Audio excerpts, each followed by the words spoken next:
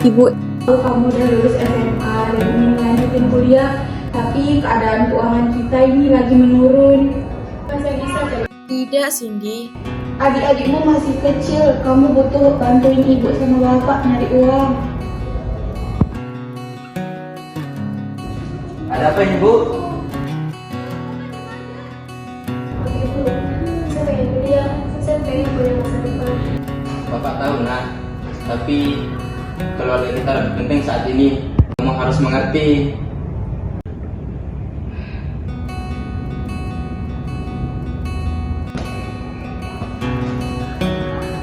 Ibu tahu nak, kamu saat ini berat, tapi kamu harus cari kerja untuk membiayai kita sama adik-adikmu.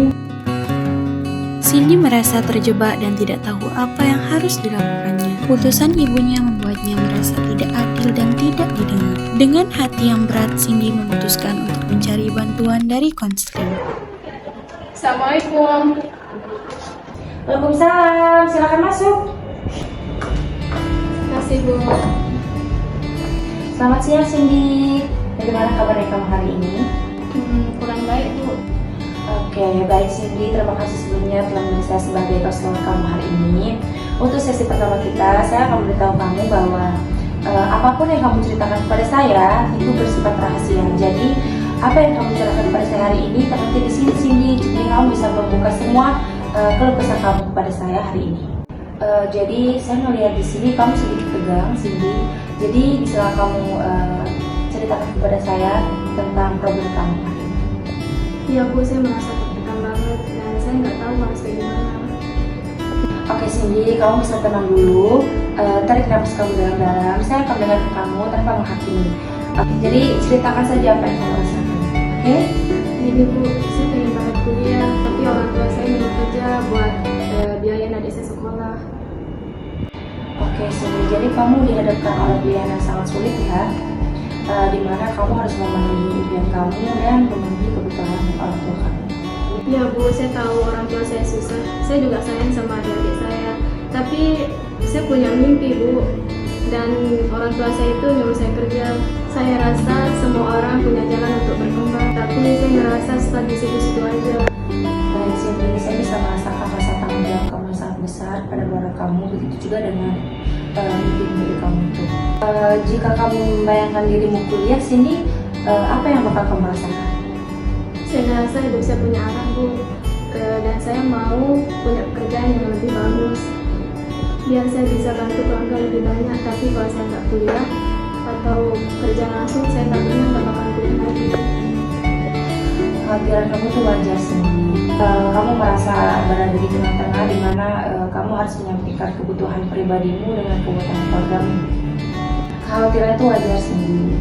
Jadi kalau saya boleh menyimpulkan, apakah kamu ini ngerasa berada di tengah-tengah di mana kebutuhan keluarga kamu dan kebutuhan dirimu sendiri? Iya, Bu, saya ngerasa menjadi di tengah-tengah.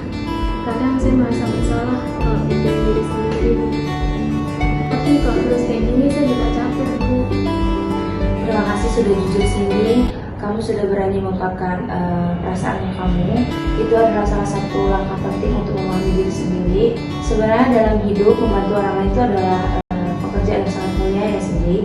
Menjaga dirimu sendiri itu juga sangat pentingnya. Jadi Cindy, menurutmu saat ini apa yang paling kamu butuhkan? Saya cuma butuh dengerin aja dulu, Bu. Soalnya kalau saya bahas tentang kuliah, saya dikiranya itu egois, mikirin diri sendiri. Kamu butuh didengarkan, dan saya juga sedang mendengarkan kamu Cindy. Kamu itu tidak egois.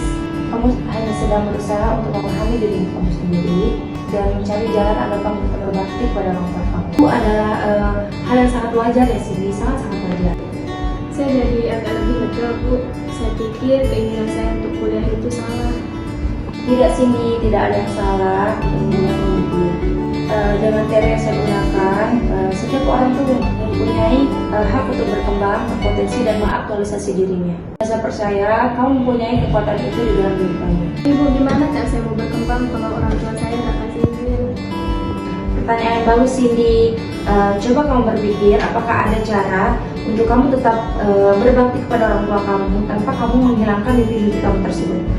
misalnya kamu bisa mencari beasiswa atau kamu bisa kuliah sambil kerja paruh waktu. Saya sempat kepikiran Bu, tapi saya belum berani ngomong sama orang tua takutnya. Rasa takut kamu itu sangat wajar Cindy, tapi komunikasi yang hangat bisa membuka hatinya orang tua kamu perlahan-lahan, dan kamu juga bisa menjelaskan dengan bertahap-tahap. Rasa takutmu itu sangat wajar Cindy, tapi kadang komunikasi yang hangat bisa membuka hati orang tua yang kamu. Kamu bisa mulai dengan memberikan penjelasan yang tenang kepada orang tua yang kamu. Beritahu orang tua kamu kalau kamu ingin kuliah, tapi kamu tidak ingin melupakan tanggung jawab kamu sebagai anak. Tapi justru kamu ingin kuliah untuk bisa membantu orang tua agar finansial lebih baik dari sebelumnya. Iya Bu, kalau dipikir-pikir saya nggak pernah ngomong kayak gitu ke orang tua saya. Biasanya saya langsung nangis kalau disuruh kerja. Itu sangat manusiawi Cindy, kamu emang sedang menghadapi tekanan yang besar. Tapi saya melihat banyak keberanian dalam dirimu, yaitu kamu tetap berjuang mencari solusi.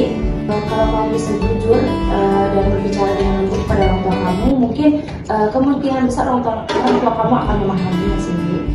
Mungkin iya Bu, saya juga pengen coba untuk buktiin kepada orang tua kalau saya itu bertanggung jawab dan punya masa depan.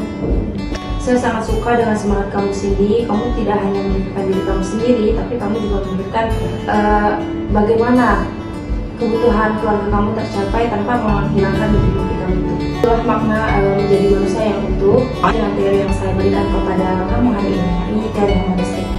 Terima kasih Bu, saya ngerasa didengerin dan dimengerti banget. Biasanya kalau saya cerita sama orang langsung ngasih saran ini itu, tapi kalau Ibu ngasih saya solusi dalam diri saya sendiri. Iya Cindy, karena memang saya percaya banget kalau jawabannya itu ada pada diri kamu sendiri. Tugas saya hanya membantu kamu untuk menemukannya. Jadi Cindy, apa nih langkah kecil yang bisa kamu ambil dari sesi pertama kita? Saya mau cari informasi tentang beasiswa dan ngomong sama orang tua, tapi dengan lebih tenang. Bagus sekali Cindy, saya sangat bangga dengan langkah yang kamu tunjukkan hari ini. Jadi ingat Cindy, kamu itu berhak bahagia, kamu berhak mimpi, dan kamu juga berhak untuk berbakti pada orang tua kamu ya. Terima kasih Bu, saya merasa lebih tenang sekarang. Sama-sama Cindy, saya sangat senang melihat kekuatan pada diri kamu sendiri. Kita akan lanjutkan sesi kedua kita, apakah kamu bersedia Cindy? Ya Bu, saya bersedia dan terima kasih.